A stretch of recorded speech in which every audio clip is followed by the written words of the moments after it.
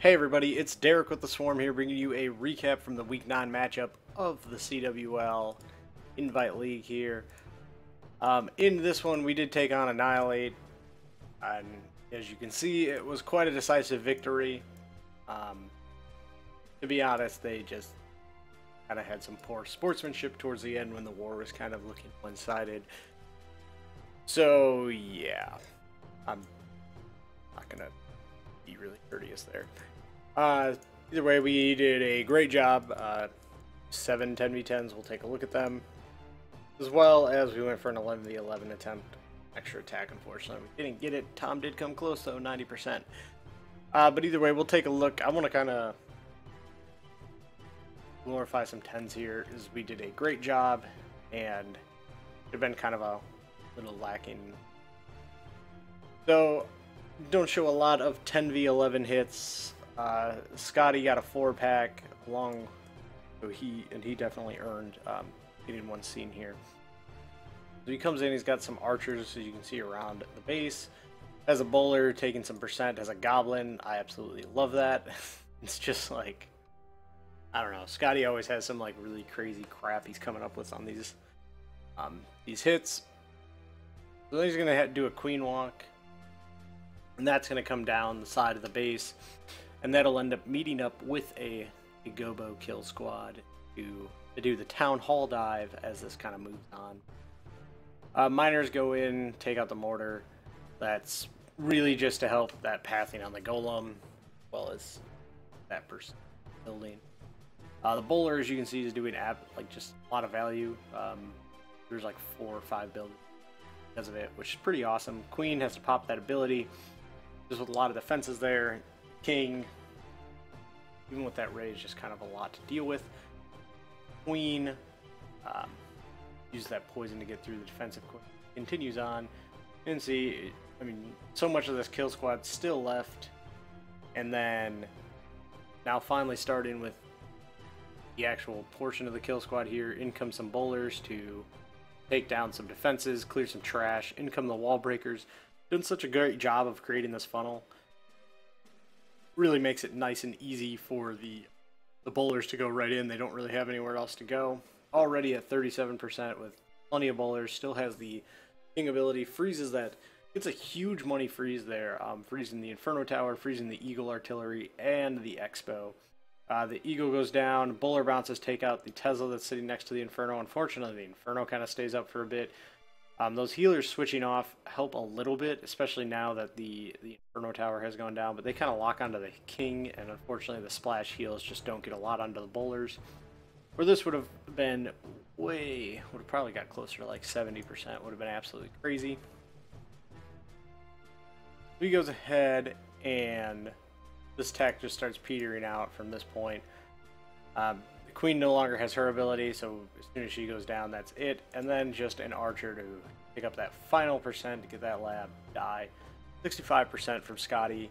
He's absolute monster, so great job. Like I said, you got a 4-pack. So that was wonderful. We'll take a look at the 10v10s. Like I said, there's a lot of them. First up, we have GCH doing the Suicide Hero Lalo that he did. It was kind of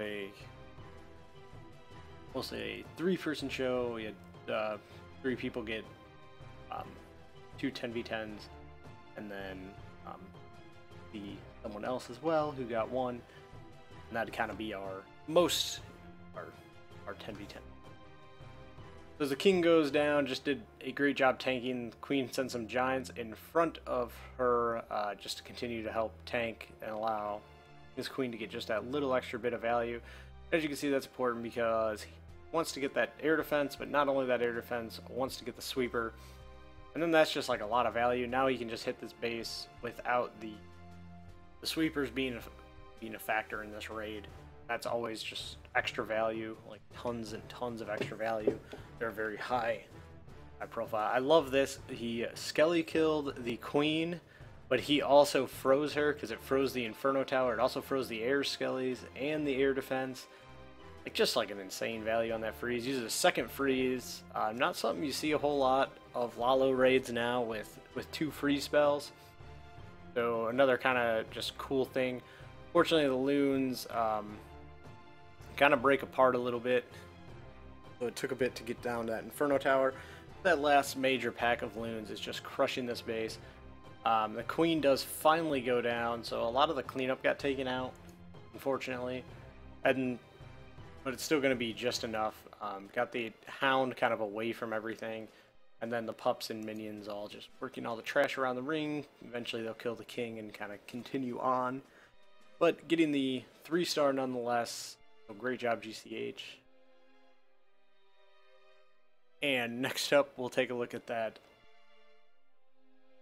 Kind of this, I think it was the first overall, but the one doesn't fall into the everybody getting 2 10v10s, who did. Soko, fairness, I hope I got that. Soko hit an 11, so he didn't even have the opportunity to join that club. So he's coming in here with a Gobo Lalo, do a little Suicide Queen as well. They're just kind of picking off some trash, which is going to help set the funnel. And then down goes the queen. She'll kind of just go suiciding her way along, getting whatever value she's able to. Golem comes down, CC bowlers, rage is down for them. The bowlers get into that rage and start just tearing up this core. They're going to go ahead and get 2 ADs, the queen, quite a few other buildings in there, getting that sweeper. Just a lot of like nice value things. Pasting some loons in at these Teslas and Archer Towers. The bowlers still doing work up in that core. Really assisted the loons to move along. Queen finally died. Just this last like kind of Wizard Tower area that's an issue. And then the Inferno Tower, and that's really about it. The loon split is wonderful here. Everything's kind of collapsing onto the valuable defenses. The Golemite was still tanking until it died, so it really, that expo was kind of neutralized for the most part. Air Skellies are still up. Minions already out, cleaning up this raid. And just kind of dominating it with the balloons. Was able to get a whole lot of value on that entry, and that's definitely paid off for Soko to have a nice easy, not only good pathing on the Lalo, but just a lot of defenses going down. Great job, Soko. You got a great value with the queen. The Suicide Queen, I believe, take out like 2 Wizard Towers. That would have been on the backside. That's hella value. Next up, we will have to scroll down here a little bit. We got Turtle coming in on their 16 with doing a Suicide Hero Lalo. They kind of had some weaker bases for this, so we were just kind of able to exploit that. This may be case. There is one here that we'll take a look at where Queen goes down to the Suicide Hero, but I don't believe it's this. In comes some more wall breakers. This was kind of cool, just opening up a whole nother section of this base. And King goes ahead and does his tanking. About all he's gonna get. Now coming in there, he smartly uses that loon to just kind of tank a little bit. It buys just a little bit of time that he needed to, and then his queen goes ahead and finally dies. Unfortunately, pulls out that CC right when it happens. The wizard and archer would have come out regardless, but obviously had the hound not, that would have just been a nice little get since he didn't get further into the space. Down goes the rage spell, out goes 2 skellies. Just kind of tearing through the queen. The wizard is there and kind of helping, but fortunately for us, just not enough firepower on that to get rid of all the skellies. Loons, just so many up. Finally, that last hound pops. Only 1 AD left. That one wizard tower is kind of a threat, but he had such a great split on his loons. Smartly goes ahead, gets that archer to go out into the middle of nowhere. Try to anyways, and get that hound out of here. Nicely, he also got a red bond that took out the pup, so he didn't have to worry about the hound breaking open, which would have been way more inconvenient for the rest of his raid. Turtle did a great job. Also, yeah, so awesome one there. We'll take a look at Turtle's 6-pack immediately after doing another Suicide Hero Lalo on 17. Like I said, they had a couple bases. You can see this one, kind of that typical what you're looking for, getting the Inferno Tower and the air defense, which is just going to be a lot of value in itself. Not to mention the fact that he was able to kind of really help with the pathing. I love this. The giant kind of comes in, but it's like weirdly delayed, I guess, where he had to pop the ability before the Archer Tower switches over to it. Now his queen's kind of protected, buys just enough time to go ahead and take out that air defense, which is just really smart. A lot of good value. Down goes the haste spells. It was a wonderful job pre-hasting this. I always really like that. In come a massive loons, followed by the CC Hound. In comes some more loons, followed by another Hound, and just targeting all these defenses on the outside. Has the cleanup going right away, knows there's a bunch of storages there, so that's great value. Down goes the Rage Spell, 2 Skellies. As soon as that bomb tower is taken care of, these Skellies are kind of free range to take out everything. Hasting loons into the Inferno Tower, raging and healing over the Wizard Towers. And with getting that Inferno Tower, he had the timing down just so perfectly. And just allowed him to just move through the rest of this base. Has so many loons still up. Didn't waste time kind of going back and forth, kind of back out and then back up. Who did an absolutely great job on all that timing. CC does go down. Didn't even pull it, so one of those. Not one of the best bases ever, certainly, but Turtle did a great job of making it look silly. Finishes up the rest of the trash, gets the 3-star, and we'll be moving on. This was, not sure. This has been, I guess, the 4th one, and I'm not sure where it fell on the actual battle day. So we'll finish off kind of the bottom part of this map. We were able to get them taken care of. So CCL's coming in here. His Suicide Hero Lalo.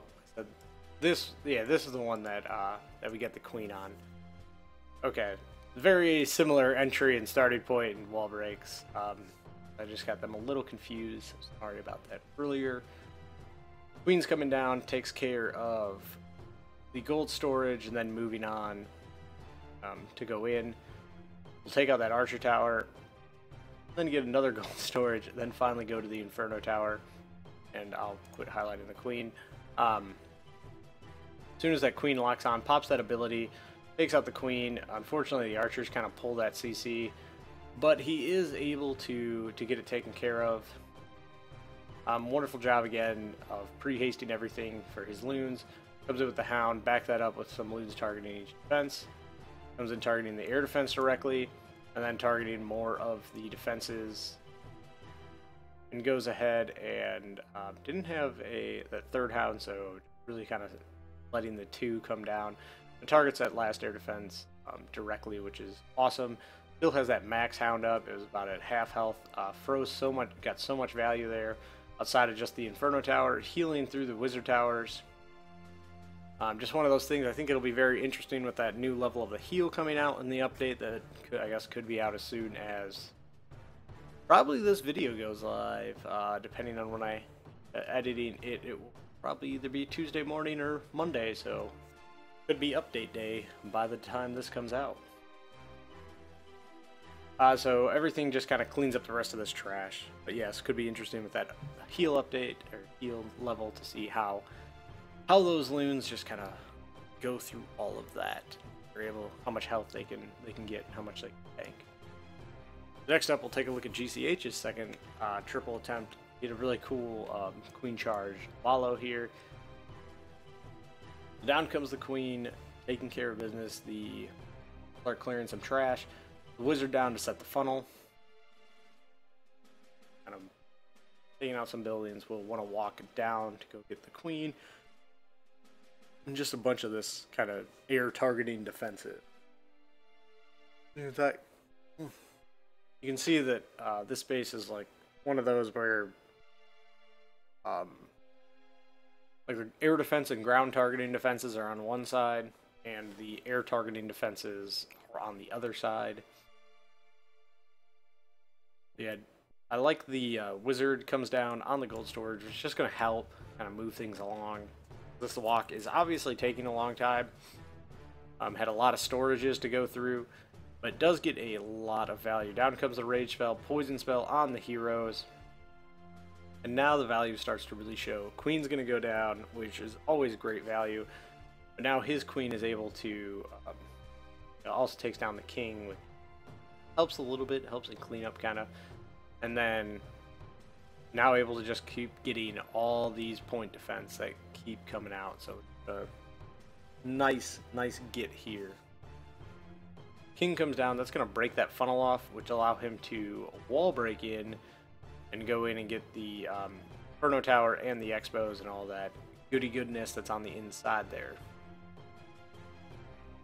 Just once again, with how long this is taking, he's doing a great job just clearing the trash he is able to get very, very cheaply. It's one of those smart things to do if possible. Queen is still getting, you can see most of the air targeting defense is all gone. Does have entire Lalo left to go. Time is getting a little bit low here. Queen doesn't go up and get that Inferno Tower. Not sure if that was going to be intended or just he didn't do it. So in comes the Hounds. Loon's backing that up. Minion's already out. Once again, going to be close on time, so he's got to get everything going. But the cleanup can't be one of those things that waits. Still has one haste spell, one rage left. You can see the base is just kind of getting collapsed on in every direction. Drops that rage spell over the last AD.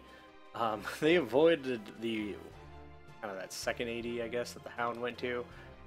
So the pups and minions got that up, so that was kind of funny. The Wizard Tower goes down. That's the last kind of real threat to the pups. The Expo was a little bit, but the Queen was able to lock onto that. Now there's just too many pups and too little defenses to take them out.